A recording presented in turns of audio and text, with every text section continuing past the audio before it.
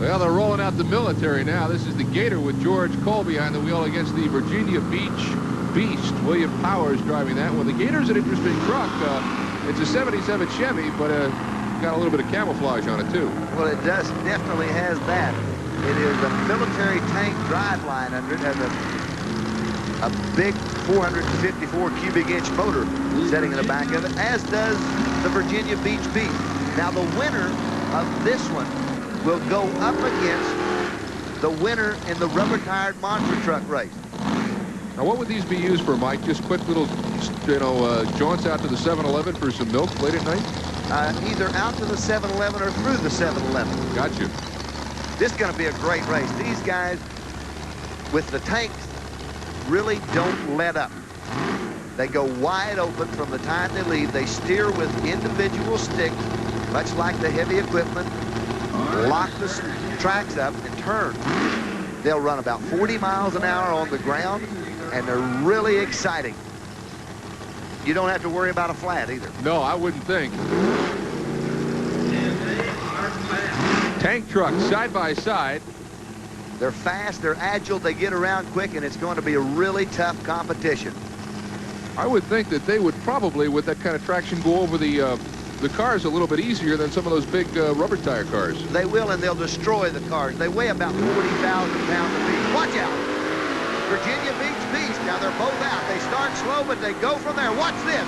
Never let up. The Gator over the top. It is close. The Beast is right beside him. Now they make the turn. This is very critical because they're side by side. Look at them.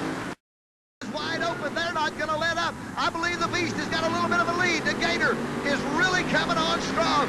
The winner is going to be right here at home plate as they make the turn and head for the chute. Who's it going to be? They're side by side. It's the Beast. The Beast is in the lead. The Beast loses control.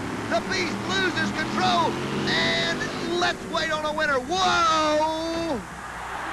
Oh, my goodness. And they meet for a friendly visitation on the finish line. The crowd loves it. And what a finish. Oh. The Beast is wide open. He is really flying. Look at the parts come off the cars. Now, he loses control. He gets it sideways. He brings it back around. And when he does that, he's back on the throttle all the way. At that time, about that time, here comes the Gator. They're both there at same place, same time, and it's hello. They gave it to the Gator. The Gator. The Gator takes that one. Now, do you fill out insurance forms on this? I think you better. Monster trucks, Bigfoot, Jim Kramer in the saddle tonight. This is a brand new Bigfoot truck. It's built to do something that, as of this time, no one has done. Jim Kramer is not going to crush cars. He's going to try to fly over them. He's got to hit the ramps at about 40 to 43 miles an hour. And what he will do, he'll come out, look at things, he'll crush the cars, kind of get the feel of it. Just a little warm-up. Oh, this is just a warm-up. I mean, this is a walk in the park for the foot. But when he comes back around after this crush, he will be ready to go. Oh, my goodness. Looks like about 14 cars. He's going to try to jump 10. He'd like to go to 12. He'll make 2 attempts at it. He's looking at the landing spot on it. You can imagine 7 brand new truck. Now tell me about it. Is it different than the other Bigfoots? The roll cage has been reinforced on the inside. There's a lot more driver safety. You see a lot more braces going across the inside of the truck. The truck's a little lighter. He's turning for it. He's looking at it right now. He'll probably maybe attack and come off a little bit. He'll back up and get a run. It's got to run about 43 miles an hour. Now what he's done, he's got some room to shut down. The landing is ever so critical. I think Jim maybe want to just get the cars down a little bit more. A couple of them he didn't destroy enough on the first time. He's got a good landing surface to land on. Kind of like a rolling trash compactor, huh? It truly is. I tell you what, the man is unbelievable. He's incredible as far as the way this truck works. Now, we talk about jumping 14 cars or jumping 10 cars, 12 cars, whatever the number is. It was set up earlier that the number of cars to be jumped will be measured by the front tires, not the rear tires. So it's where the front tires land. So he'll actually clear more cars than it looked like. It's where the front tires land is what is considered the jump distance. But of course, the driver of Bigfoot is just as much an attraction as the truck itself. And our Mike Gallaway had a chance to meet Jim Kramer up close and personal.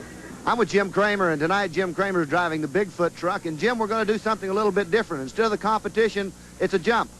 That's correct. We're coming out here attempting to jump 12 cars. You can see the cars there behind me. The problem is the last car is right in line with the left field foul pole, and if I don't get stopped in time, I might end up on the pole. But Jim, is it tougher jumping the cars than it is running the competition? Is it harder on you, or is it harder on the equipment? it's a terrific impact. In order to achieve the distance I need, I'm having to hit the cars 40 to 42 miles an hour. The initial impact is very bad.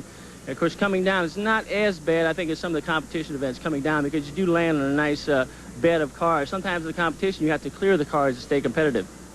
Well, Jim Kramer is going to go for 12 tonight. We'll be waiting to see what he does. First time ever this has been attempted. Jim Kramer from St. Louis at the wheel. I think he can do it. Watch him. Hanging it out a little bit. He'll get into it.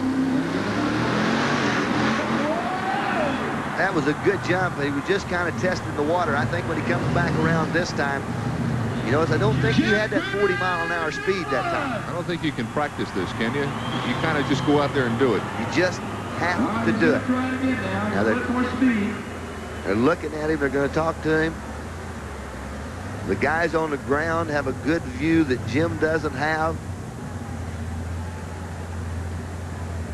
Everything looks all right. Drive line seems to be in good shape. This is it. Thumbs up from Kramer. He's going for it. He's got it wide open. Hanging out, hanging out. Kramer hangs. Look at that. All over it. 2 bounces and off. Unbelievable. On the binders, brings it to a stop. The truck's in good shape. Outstanding jump for Jim Kramer.